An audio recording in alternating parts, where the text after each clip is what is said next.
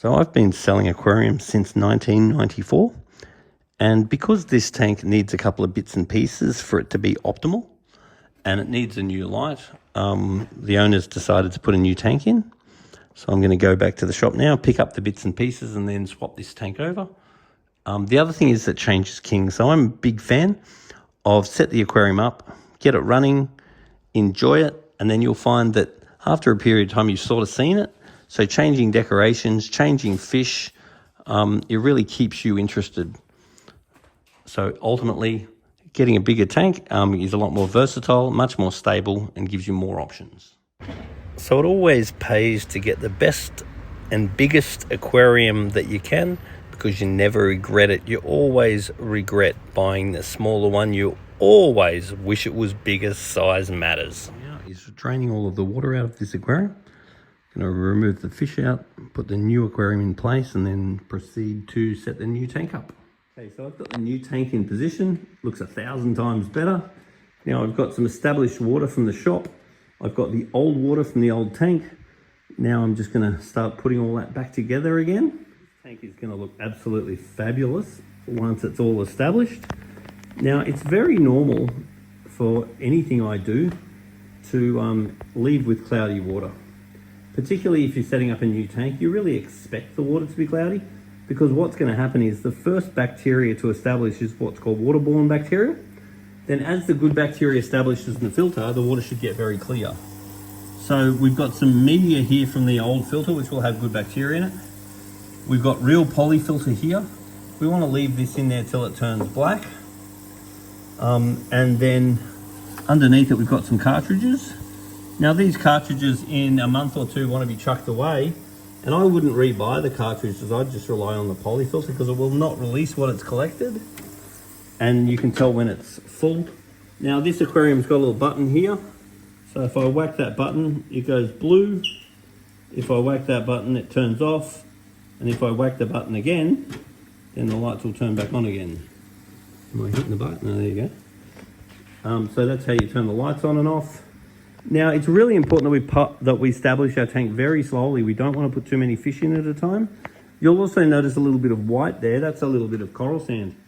Now these fish like the water slightly alkaline, and that little bit of coral sand should help to keep the water nice and alkaline, so we shouldn't really have any pH or KH problems.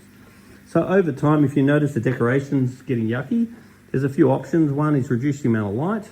Two is to get some more catfish.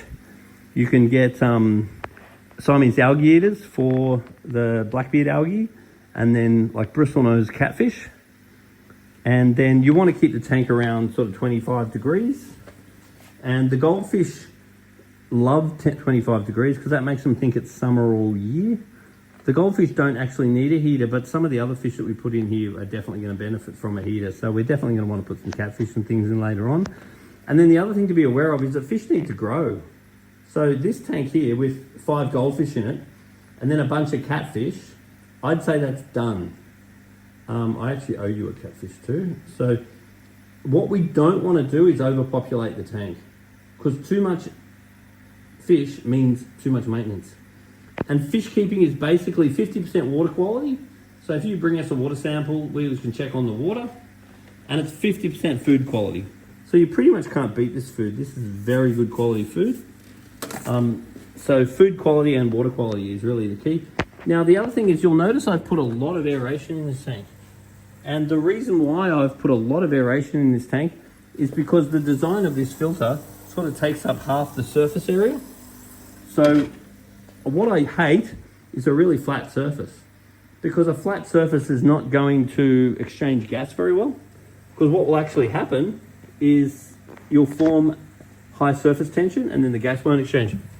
The other thing I've done too, if you look in the back there, is I set up the extra filter from his old tank, and you can see it bubbling away at the back there, and that's a wonderful thing, because what that's doing is dragging water up from the bottom of the aquarium and then pumping it above the surface of the water, and that's going to beautifully sort of bubble away and oxygenate the water, because oxygen is one of the most important things for the fish, and oxygen is what the good bacteria uses to break down the waste from the fish. So the way the tank works is we've got these fish floating around in there now, And what I don't want to do is feed the fish for the next couple of days. So no food at all. And then after that, I'd like to feed them just a tiny little bit for the next week. So I don't feed every day. I feed about 5 times a week. So let's say that you forgot on Tuesday, that's okay. You're hungover on Sunday, that's okay. I don't like to feed every single day. So I like to feed about 5 times a week. And then what I'm really doing is looking at the fish's bellies. So if we look at this fella here, he's got a very nice little belly. And what we don't want is, if you look at where the anus is, and then you look at the gill plate, we don't want that ever going up. Because that means you're starving your fish and they're emaciated. This guy is quite good. He's quite healthy and he's got a good weight. This one has a good weight. This one here's probably a tiny bit fat, but fantails are a bit like that, so that's sort of okay. So right now the weight of these fish, this guy's pretty fat, but that's pretty normal for a beautiful fantail. So we want to just keep an eye on the bellies and make sure they're not too fat, but at the same time we don't want them thin. We don't want it to go from the gill plate to the anus. We don't want it going up, otherwise you are emaciating them. But at the same time, we don't want them too fat. He's a bit on the fat side, but he's a beautiful looking fish. Now the surface of the water is moving quite nicely. It's all very well agitated. As I said, a new tank is going to be cloudy, and then over the next few days it should clear up. And then in about 2 weeks' time, we'll bring down a sample of water and we could then consider adding some extra aquarium. Fish. It's really important to slowly evolve your aquarium. You can't have it the same all the time, or you just get over it.